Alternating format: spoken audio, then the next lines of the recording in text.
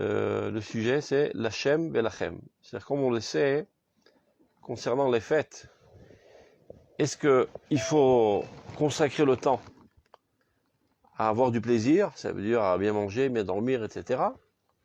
Ou bien plutôt aux aspects spirituels, à se rapprocher de Dieu, à étudier la Torah, à prier, etc. Eh bien, il y a une controverse.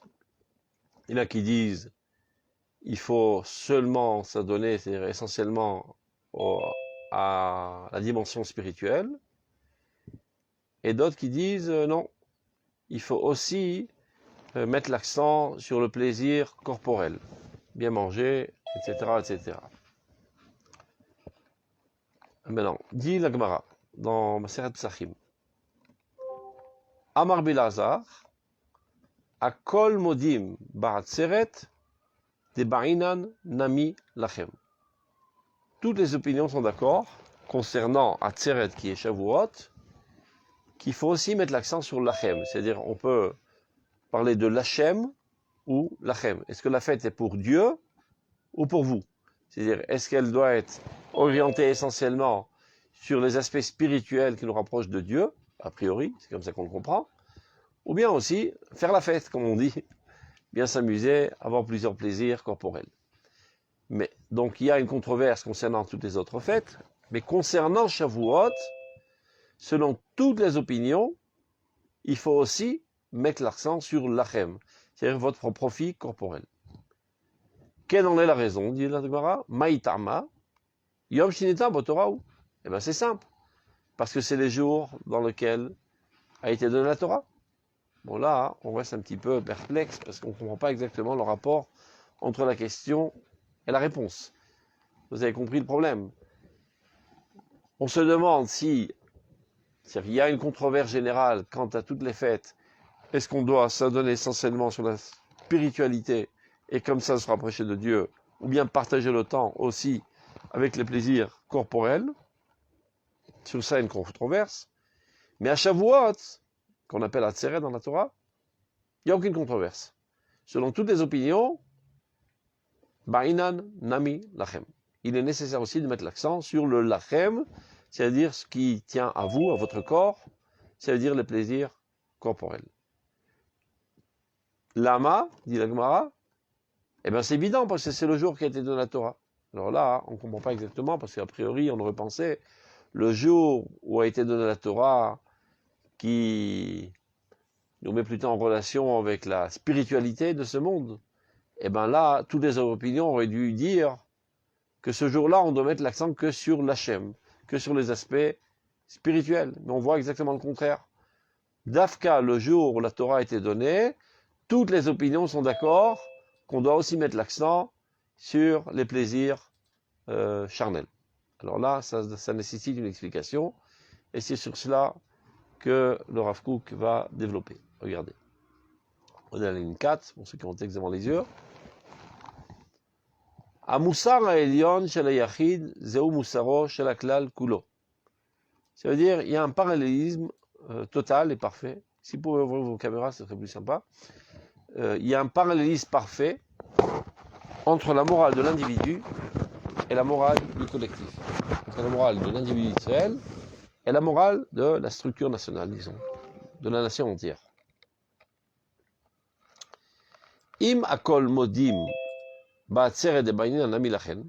Si toutes les opinions sont d'accord avec cela, qu'à Shavuot, il faut aussi mettre l'accent sur le lachem. Donc on pose déjà les termes qu'on n'est pas besoin de traduire à chaque fois.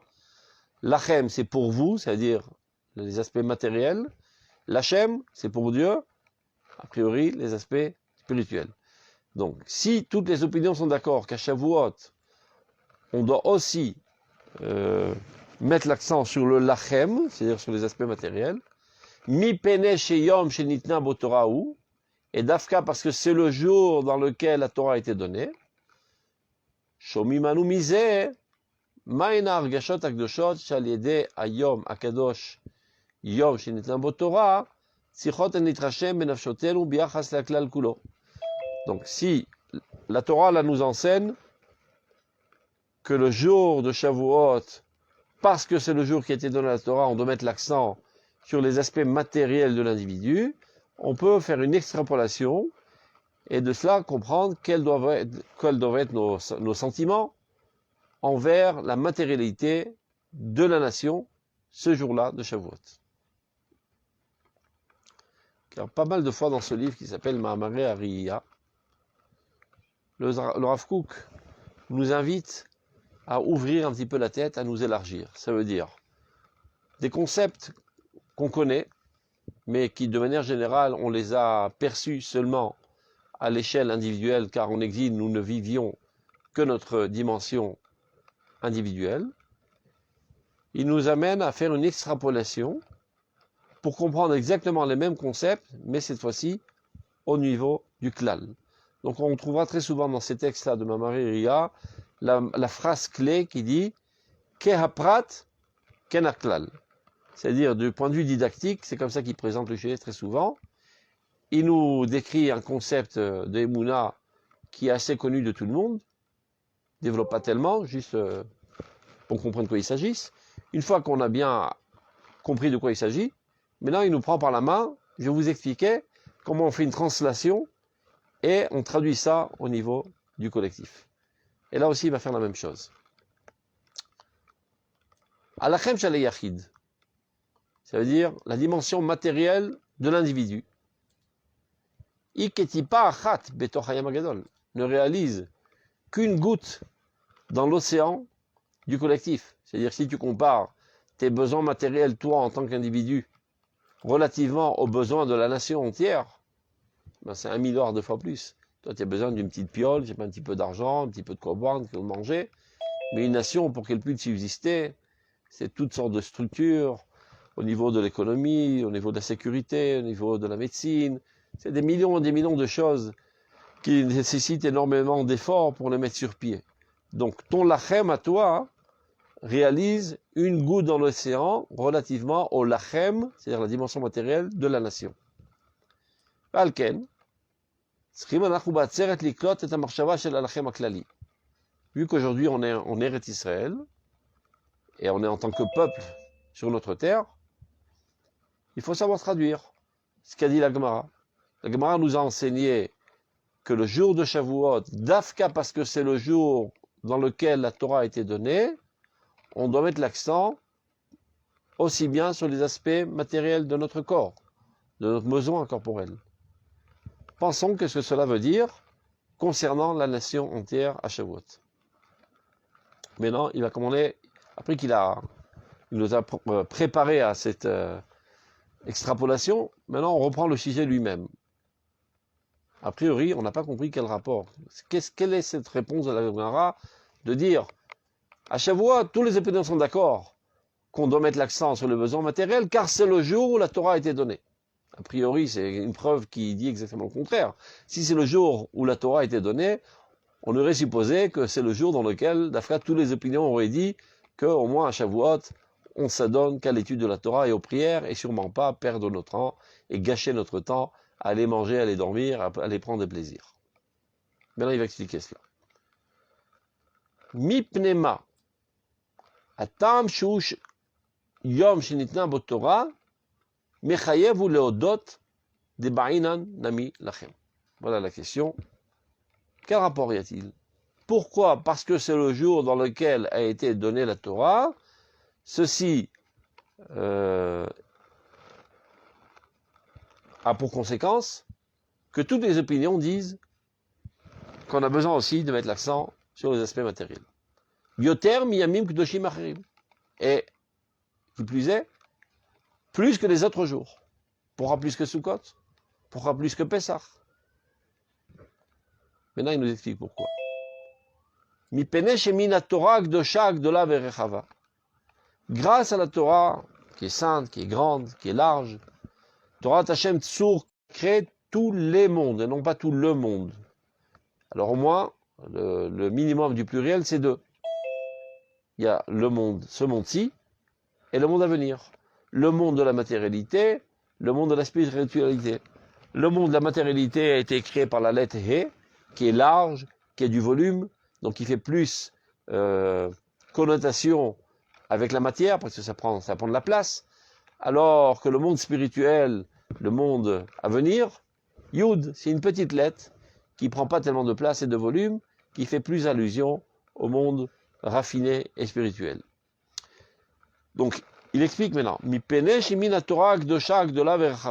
car, puisque grâce à la grande Torah est si large, la Torah de Dieu qui a créé les mondes, cette Torah nous enseigne comment sanctifier le lachem, comment avoir une approche positive, normale, saine et sainte avec les dimensions matérielles. La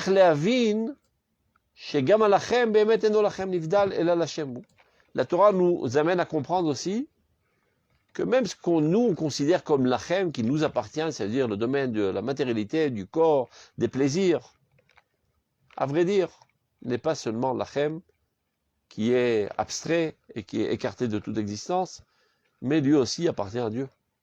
La Torah nous amène à cette compréhension que le monde divin, c'est pas seulement le monde de l'abstraction, mais aussi le monde du concret. C'est ça tout le nouveau de la Torah. Donc, l'oulé à Torah, si ce n'était la Torah que nous avions reçue, Imlo Ahu Yom Adekagarim, si ce n'était ce jour extraordinaire qui entraînait le don de la Torah, qui avait déjà en lui une prédisposition adéquate à ce dévoilement de Dieu qui est le don de la Torah, alors véritablement, le lachem aurait été totalement déconnecté de l'Hachem. C'est-à-dire de notre approche, on va dire, humaine, on aurait pu penser qu'il y a deux mondes qui n'ont pas de rapport l'un avec l'autre. Il y a le monde de la spiritualité, il y a le monde de la matérialité, mais l'autre Karav, Zéalzé, ils n'ont aucun rapport, tel que prônent toutes les religions du monde. Et la plupart d'entre elles, si ce n'est toutes, prétendent qu'on ne peut trouver le divin que dans la spiritualité. Bon, c'est vrai que la matière existe, étant faible, eh ben, tu n'as pas le choix que de t'y adonner, mais sache que quand tu t'y adonnes, tu es loin de Dieu. C'est ce que prétend le christianisme. C'est un des fondements essentiels. La chair, le monde, la société, la politique, les femmes, n'en parlons pas, la concrétisation même du Satan, selon ces religions bizarres. Donc, si ce n'est qu'on avait reçu la Torah, et que de nous-mêmes, on aurait essayé de développer une certaine approche vers Dieu, eh bien nous aussi, on serait tombé dans le piège de tous les autres humains. Et on aurait pensé qu'en fait, il n'y a aucun rapport entre Dieu et la matérialité. Donc, le jour où la Torah a été donnée, qui, elle, nous enseigne, Dafka, l'harmonie qui existe entre ces deux mondes, qui beya Hashem Tzerolamim, alors on met en évidence cette harmonie par le fait que le jour de Shavuot, toutes les opinions sont d'accord qu'on doit aussi donner une partie de notre temps au plaisir charnel. On reprend. Imlo Ahu Yoma Dekagarim, si ce n'était ce jour spécial qui a entraîné le don de la Torah. Aya Behemet Alachem Nifrad Alachem. Alors véritablement, de notre point de vue, on aurait fait une différence catégorique entre la matière et la spiritualité. Théomi, Pirut Théomi, c'est dire un abîme aurait séparé la matière de la spiritualité de notre point de vue subjectif. Aval, ba Yom Agadol, Ayom Shinita Torah, voilà qu'est arrivé ce grand jour, le jour dans lequel a été donnée la Torah, Ve'evir otanu me'al lekvula pirudim alalu, et nous a fait passer, nous a fait grandir, nous a fait élever de ces différences et ces distinctions même, plus que distinctions. Pirou, c'est séparation cruelle entre ces deux mondes. C'est la Torah qui nous a appris à arrêter ces idioties de vouloir séparer entre les deux mondes, et au contraire, de vouloir construire une composition parfaite entre ces deux mondes. Torah. Et donc nous savons tous, de la source même de la Torah, Dafka de Ba'ina Namilachem, que spécialement le jour de Shavuot, nous devons tous nous adonner aussi aux aspects matériels. Donc ça, on a compris maintenant jusqu'à présent, à l'échelle individuelle, on a compris la Gemara, qu'est-ce qu'elle a voulu nous expliquer, tout est clair. Il y a des questions jusqu'à là, avant que je continue? Tout est clair? S'il n'y a pas de questions, ça prouve que vous êtes des génies, vous avez tout compris, parfait.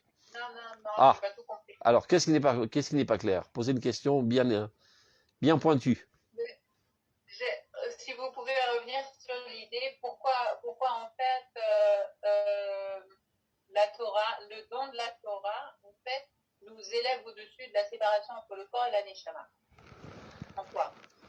Parce que la Torah nous parle énormément de toutes les activités corporelles et comment s'y approcher de manière normale et comment sanctifier la matière.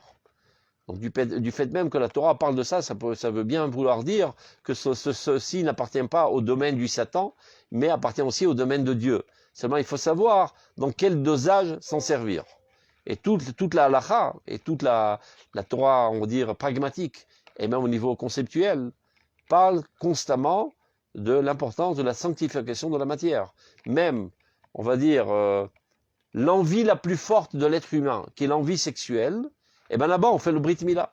C'est-à-dire notre contact avec Dieu se fait d'Afka dans le membre le plus matériel, le plus désireux de plaisir charnel. Et c'est en cela qu'on fait le Brit Mila, pour bien mettre en évidence que rien n'est écarté de Dieu. C'est clair? J'ai répondu? D'accord. On continue. Maintenant qu'on a compris ça à l'échelle individuelle, comme je vous l'avais promis, le Rav Kook fait l'extrapolation au niveau du collectif. Et c'est ça, on va dire, tout le chidouche du Rav Kook dans notre génération, et c'est la raison pour laquelle il a été envoyé par Dieu dans cette génération, car ce qui caractérise cette génération, c'est exactement le passage de la dimension individuelle à la dimension nationale. Pendant 2000 ans, nous n'avons tous vécu que notre dimension individuelle, et donc il n'y avait pas besoin de traiter Bichlal de la dimension nationale, qu'on avait totalement oublié, vu que ça fait plus que 2000 ans que nous n'avions pas de nation.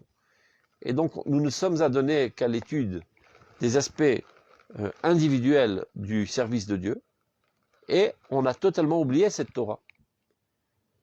Donc on aurait pu débarquer dans une nouvelle ambiance de collectivisme, de nationalisme, sans avoir aucune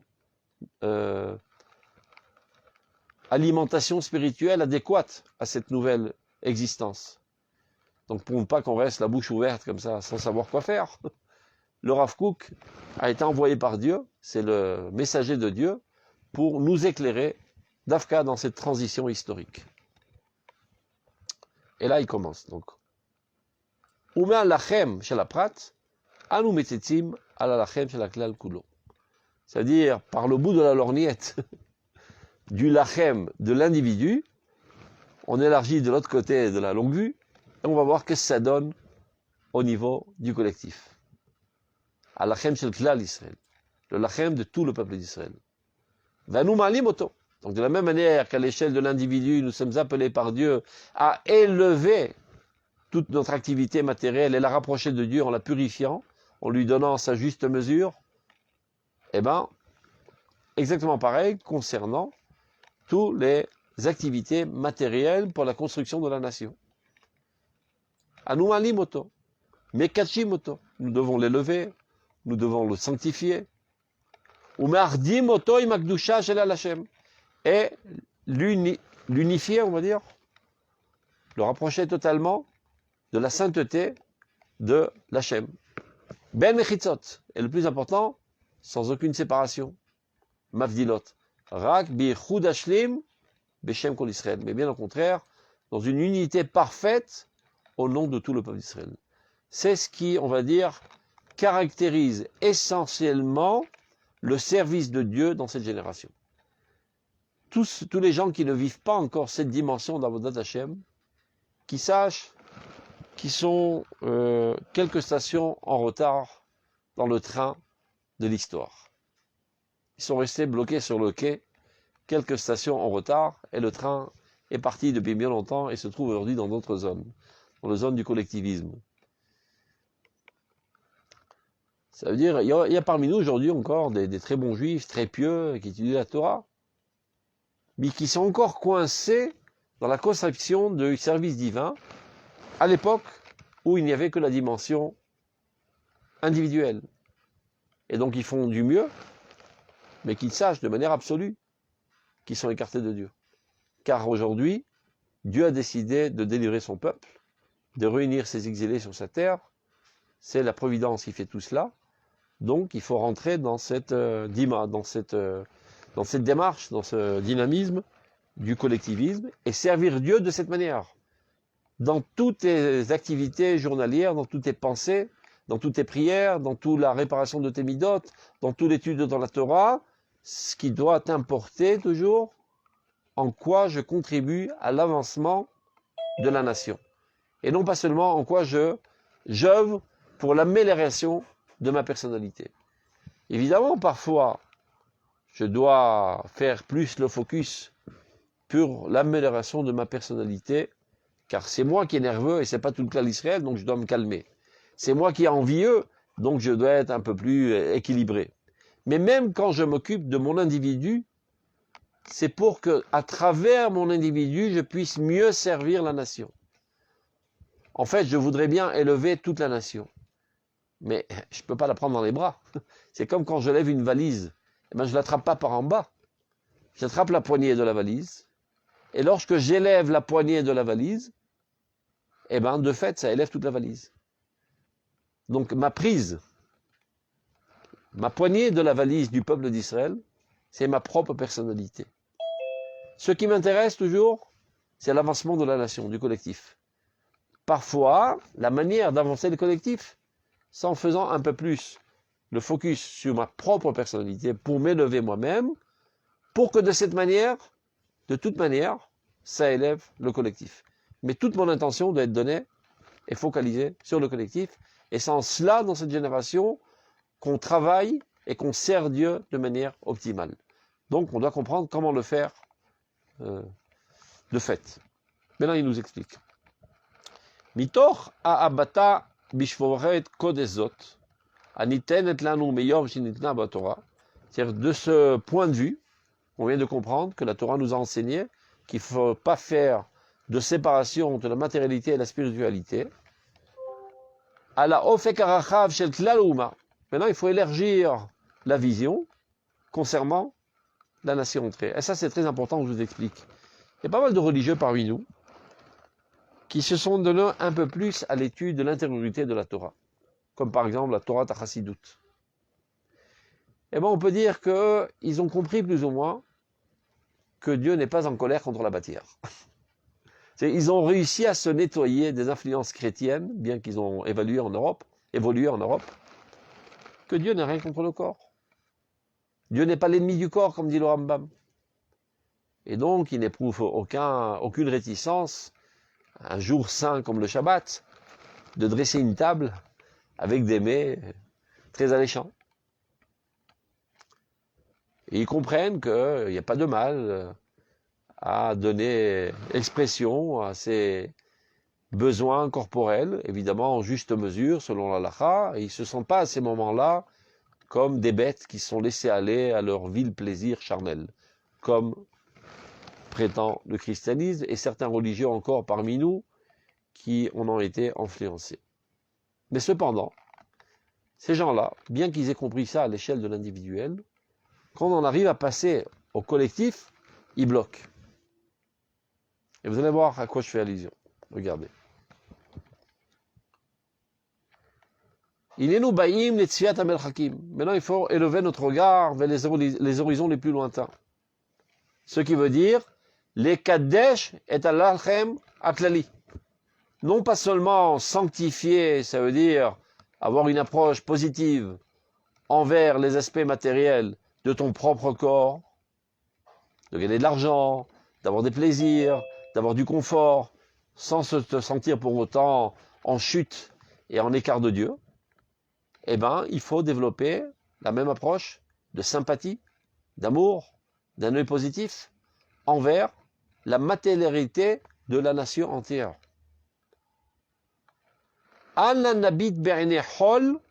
al kol ma shechazek et hakoach haklali.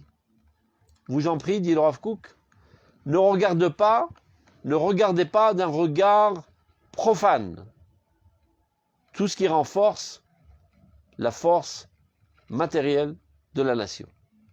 Les gens qui disent, mais que ça peut bien faire qu'on ait des tanks, ou qu'on ait des belles routes, ou qu'on ait des avions, ou qu'on ait une économie florissante.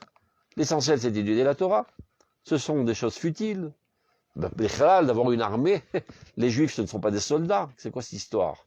Les Juifs n'ont jamais été des soldats. Ils ont une mémoire courte. Ils ont oublié seulement que Moshe Rabbeinu, Avraham, Yehoshua, David, Yaakov, tous étaient des soldats. Les Maccabim. Ça fait tellement de temps, 2000 ans, qu'on n'a pas eu cette activité, que c'est sorti de notre mémoire. Donc, il y a certaines personnes qui, jusqu'à présent, ressentent une réticence, pour ne pas dire pire, envers tous les aspects matériels de la nation. Et ils ne voient pas en quoi ceci pourrait appartenir au domaine du service de Dieu. C'est-à-dire, quand il y a un grand événement de prière au Kotel, ça c'est bien, c'est le collectif qui exprime son service de Dieu. Mais quand on s'occupe de politique pour la gérance de la nation et la mener à sa réussite dans le domaine aussi de la matérialité politique, irsa, ils disent. C'est dégoûtant, c'est horrible, c'est sale, c'est impur. Le développement, je sais pas, commercial de la nation, technologique, médical, artistique, mais ce sont des choses viles, ce sont des choses profanes, qui n'ont aucune importance. C'est-à-dire, dans leurs rêves, bien qu'ils n'osent pas parfois le dire de manière la plus claire, ils imaginent le peuple d'Israël entier, assis au Beth Midrash, évidemment avec des costumes et des chapeaux noirs, et qui passent leur temps à être des scanners, à lire des textes. C'est ça l'idéal du peuple d'Israël. Nous sommes un peuple de spirituels. D'ailleurs, très souvent, même pas besoin d'écouter ce qu'ils racontent. Tu peux t'endormir au début, t'endormir au milieu, t'endormir à la fin. Tu sais exactement ce qu'ils vont dire d'emblée. Ils vont dire « Ruch Nius, Ruch Nius, Ruch Nius ». La spiritualité est une expression de vomi parfois sur leur visage dès qu'ils parlent de la matérialité. La matérialité, c'est bestial. Évidemment, on sait très bien d'où viennent ces pensées puantes. Elles viennent directement de l'Église. Mais ces gens-là, n'ayant pas étudié les fondements de l'émouna du peuple d'Israël, donc ils ne sont pas nettoyés de toutes ces influences néfastes desquelles ils ont été imbibés en Europe, ou bien dans les pays arabes par d'autres sottises. Et le prophète Yecheskel nous avait déjà prévenu, dans le chapitre 36, qu'en arrivant en Eretz Israël, nous devrions subir une bonne douche pour nous purifier de tous ces concepts idiots. Donc peu importe, cette douche se donne par la Torah. Zarakti alechem ma'im torim, je déverserai sur vous des eaux purificatrices, ou tahartem, vous purifiez. Ven ma'im et la Torah. Il y a une Torah spéciale, la Torah de la Géoula. Comme il est dit, ou shaftem ma'im besason mi ma'ayene ha-yeshua. Vous puiserez de l'eau avec allégresse des sources de la délivrance. Dit le traducteur en araméen, ou tekabloun ulpan hadat mi bechre tzadikaya. À cette époque-là, vous recevrez un nouvel enseignement des plus grands et des meilleurs des tzadikim. Cet enseignement, c'est lui, l'eau purificatrice, qui va vous nettoyer de tous ces concepts idiots que vous avez accumulés pendant l'exil. Donc, un des exemples, c'est cet article. Cet article-là vient nous enseigner de ne pas avoir une réticence, et à plus forte raison un mépris ou un dégoût envers tout ce qui a trait au développement matériel de la nation. De la même manière que tu as compris que Shavuot, qui est le jour dans lequel a été donnée la Torah, toutes les opinions sont pour de dire qu'il faut aussi s'adonner aux aspects matériels, ça tu l'as compris à l'échelle individuelle. Il est très facile maintenant de faire une extrapolation au niveau du collectif. Donc, le jour de la Torah, c'est-à-dire la grandeur la plus haute de l'approche de Dieu, vient enseigner de construire une harmonie totale entre les aspects matériels et les aspects spirituels. Donc, fais-moi plaisir de le Rav Kook, Al nabit be'enechol. Surtout, surtout, ne regardons pas avec un regard profane tout ce qui renforce les aspects matériels de la nation. Et kol ma sheme'aged oto, tout ce qui réunit aussi tous les efforts qui sont faits dans ce sens. Et kol ma shenotel lo koach ve'otzma, tout ce qui lui donne de la force et de la puissance. La'amod neged kol hagalim as-so'arim levalle'a oto, pour se tenir ferme contre tous les vagues déchaînées qui tendent à le détruire. N'oublions pas qu'il y a pas mal de gens dans ce monde qui ne sont pas tellement contents du fait qu'on existe. Donc ils ont tout fait pour nous tuer, nous assassiner et nous enterrer vifs pendant des millénaires. Et ils étaient assurés que c'est bon, on a fini, on a tué le peuple juif, il est mort, et bon débarras, et on l'a bien enterré profondément dans la terre, à 10 mètres sous terre. Ouf, bon débarras, on ne le revoit plus. Et voilà qu'il y a 100 ans, ce mort enterré commence à creuser petit à petit, et sortir de la terre, et de se remettre sur ses pieds, et retourner sur sa terre, et se développer dans toutes les activités, et même pas seulement se développer, dépasser les autres nations qu'il avait enterrées à des kilomètres en avant, et se trouver à la pointe du progrès dans pas mal d'activités du monde troll. Je vous promets que ça exaspère pas mal de peuples qui ne rêvent que de nous exterminer. Car ils se disent, quelle audace, quel culot ce peuple. Après qu'on l'a mis à mort et qu'on l'a bien enterré, il ose se relever. Eh bien, il y a certains juifs qui ne sont pas tellement d'accord avec eux, et qui sont plutôt pour la continuation du peuple sur sa terre, et la résurrection du peuple sur sa terre, et qui s'investissent de toute leur force, de tout leur corps, de toutes leurs âmes, pour maintenir cette résurrection, et non seulement la maintenir, la renforcer. Dit le Rav Kook, eh bien, toutes ces énergies, ne les regardons pas avec un mépris et un dédain, pensant que c'est la perte du temps. On aurait préféré que ces gens-là s'adonnent à la spiritualité 24 heures sur 24. Vous vous trompez. Dieu n'est pas le Dieu qui est le président d'honneur de la spiritualité de ce monde. Aval Beya Hashem Tzur Olamim. Dieu le créateur des mondes, de ce monde-ci et du monde à venir. Et donc de son point de vue, il n'y a pas de différence. Dieu est autant amoureux du monde concret que du monde abstrait, du monde matériel que du monde spirituel. De la même manière qu'on avait l'habitude de dire à l'échelle de l'individu, Aneshamalach vaguf haolach. L'âme t'appartient et le corps est l'œuvre de tes mains.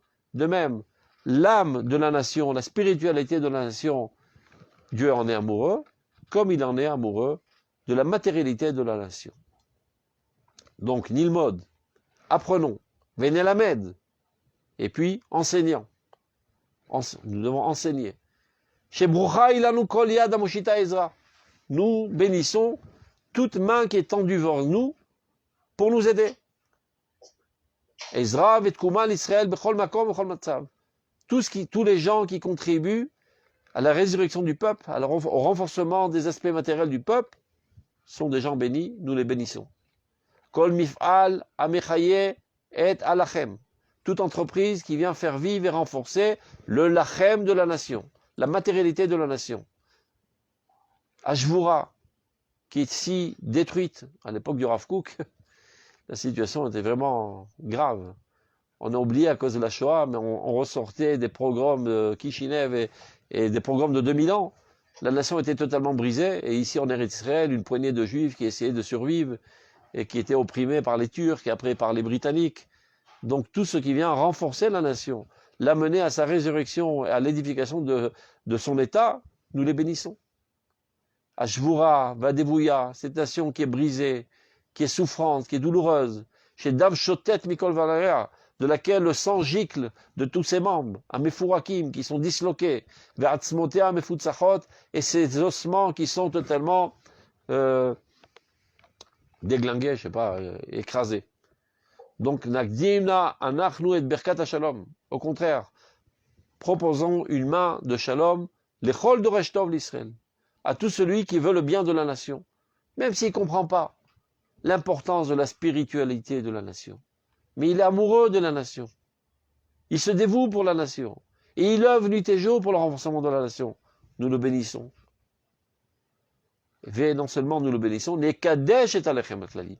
Nous développons envers ça un regard de sainteté. Et à lachem asher behemet lachemu. Et ce lachem que nous considérons comme lachem, mais qui, à vrai dire, appartient aussi à Dieu. Alors si nous arrivons à nous élever à cette manière de voir les choses,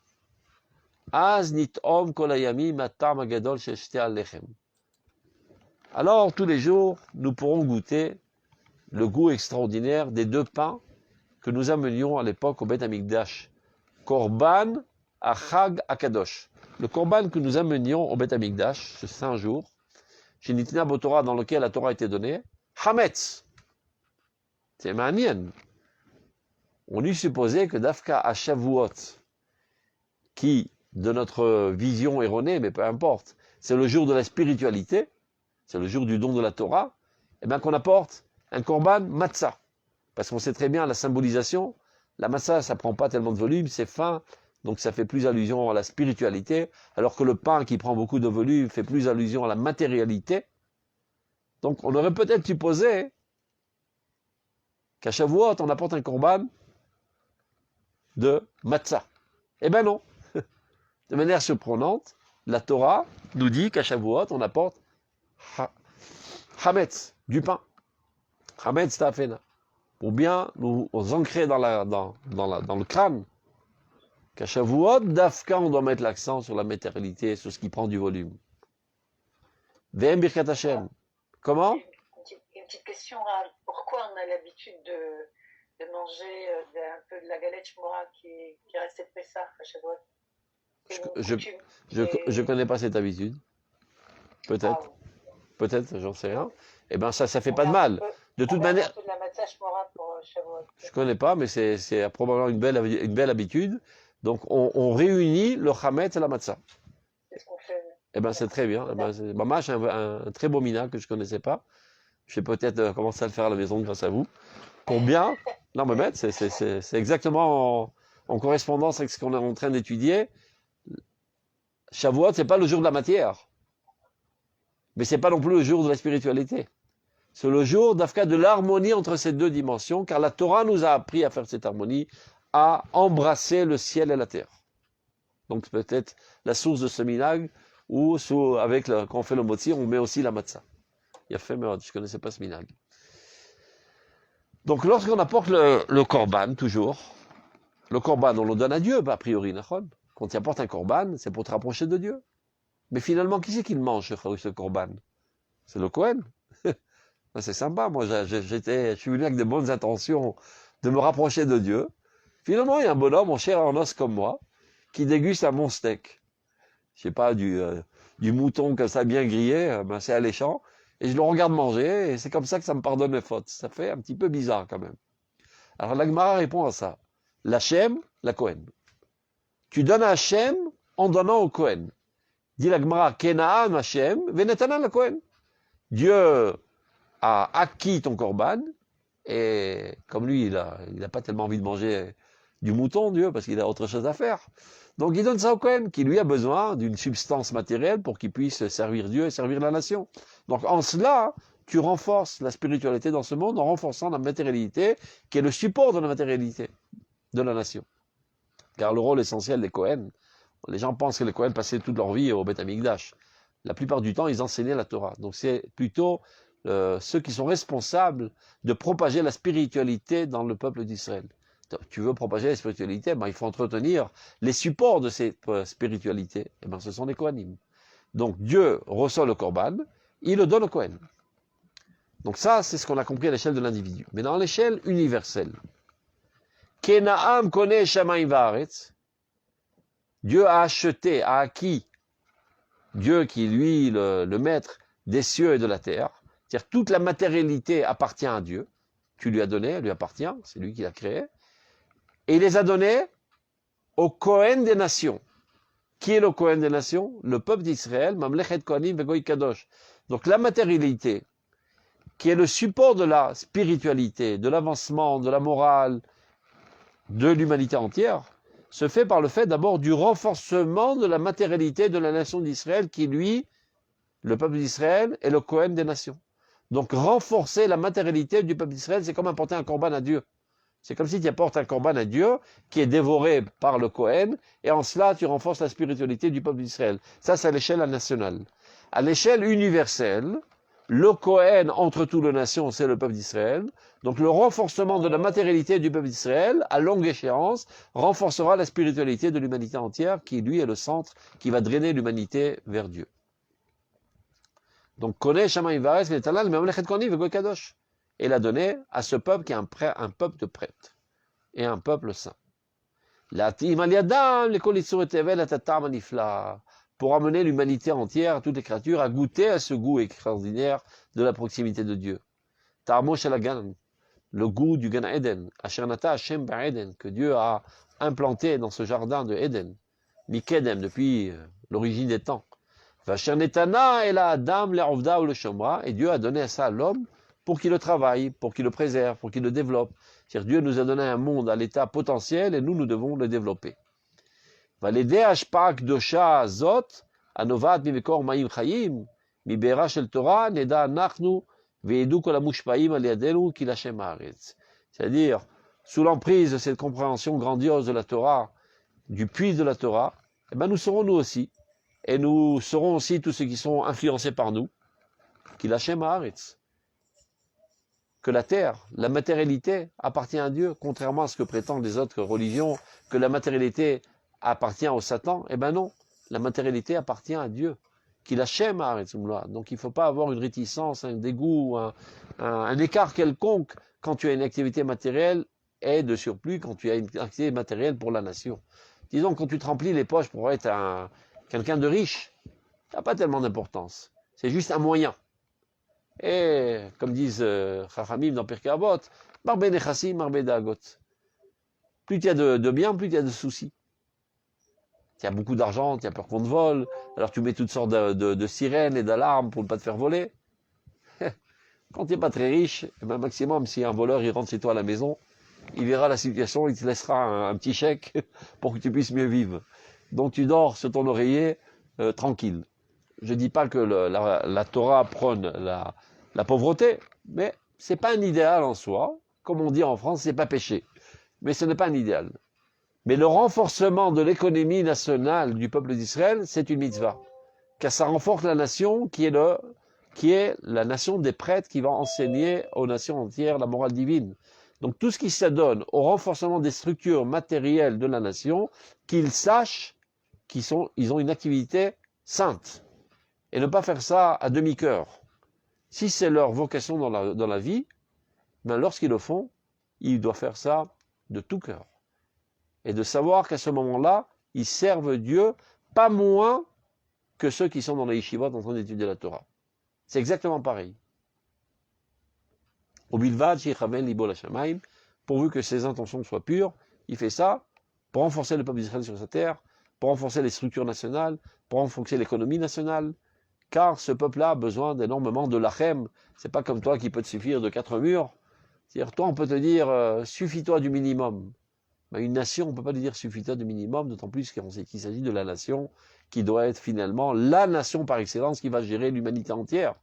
Donc il faut qu'on soit les plus forts en économie, les plus forts en technologie, les plus forts en médecine, ça on l'a démontré à tout le monde avec le vaccin, etc. etc. Baruch Hashem, on est en bonne voie.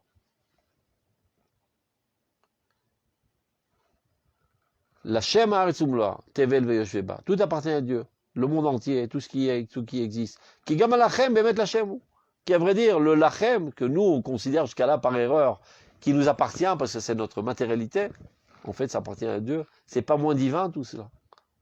Vazikuyam chazon anevoua, alors se concrétisera la prophétie qui dit Kiniham Hashem Tzion.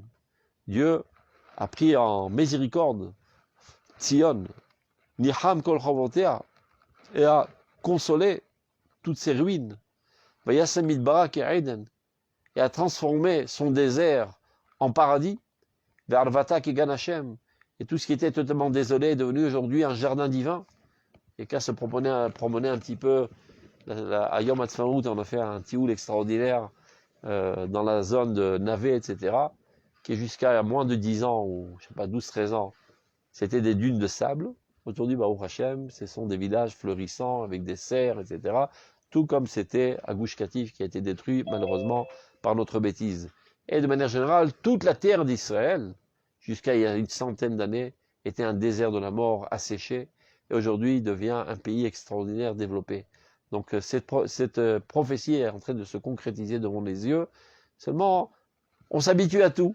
On ne se rend pas compte de la grandeur du miracle constant que nous sommes en train de vivre. Donc, seulement lorsqu'on a cette approche, alors on est gai et joyeux et empli d'allégresse. Lorsqu'on voit la terre fleurir, la terre se développer, les structures se renforcer. Ceux qui sont encore bloqués dans leur compréhension erronée de penser que le divin, on le trouve dans la spiritualité, eh bien eux, ça leur fait ni chaud ni froid. Ils ne voient pas vraiment en quoi ce prophète a perdu son temps à dire un pasouk si idiot. Ça peut bien faire que le désert se transforme en fleurs. Ce qui nous intéresse, c'est qu'il y ait des yeshivot.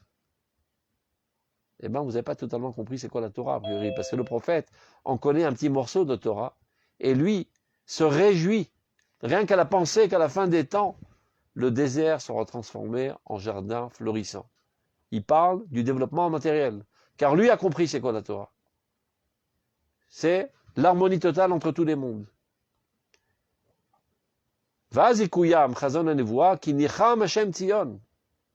Dieu vient réconforter Tzion qui était désolé pendant 2000 ans. Toutes ces ruines. Et son désert, il le transforme en paradis terrestre. Alors la joie et l'allégresse se trouvera en elle. Toda vekol zimra.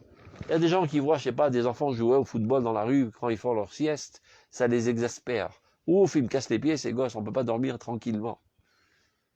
Eh bien, c'est exactement la concrétisation des prophéties qui disaient viendra un jour où s'amuseront les enfants et les filles dans les rues de Jérusalem. Lorsqu'il a dit ces prophéties, c'était le désert de la mort, tout était enflammé, c'était tout en ruine. Personne n'aurait pu espérer qu'un jour on ressuscite. Et il y a des gens qui sont exaspérés quand ils entendent les cris des enfants quand ils jouent au football. Il y a des gens qui s'énervent quand ils sont coincés dans les bouchons, dans les routes d'Hier et Israël.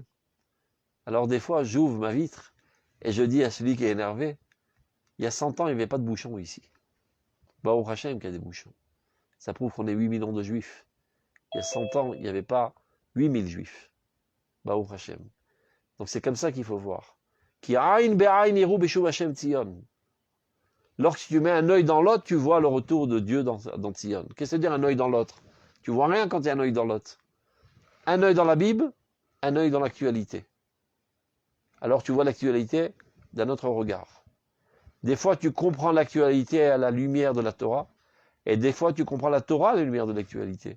Il y avait des prophéties qui paraissaient incompréhensibles. Et aujourd'hui, quand on voit ce qui se passe, c'est à ça que le prophète a fait allusion. Ce n'est qu'avec ce double regard qu'on peut vivre dans le réalisme.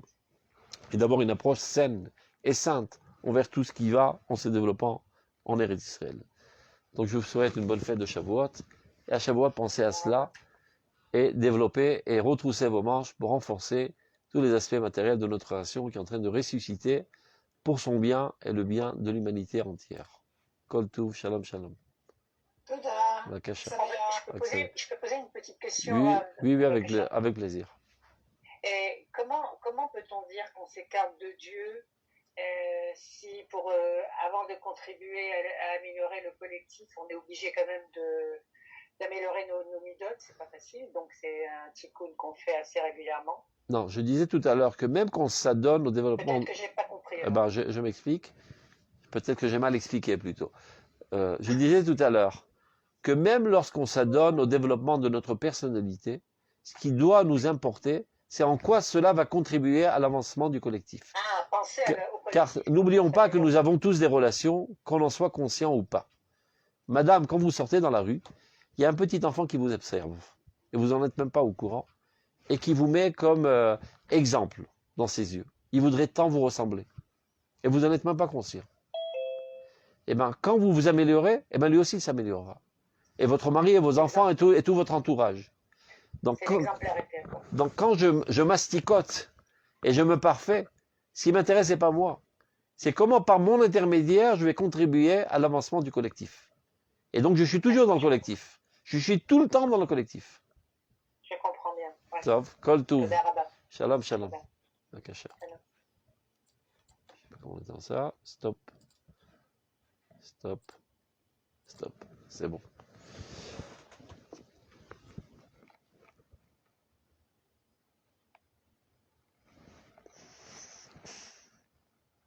Donc, je vais pas s'éteindre.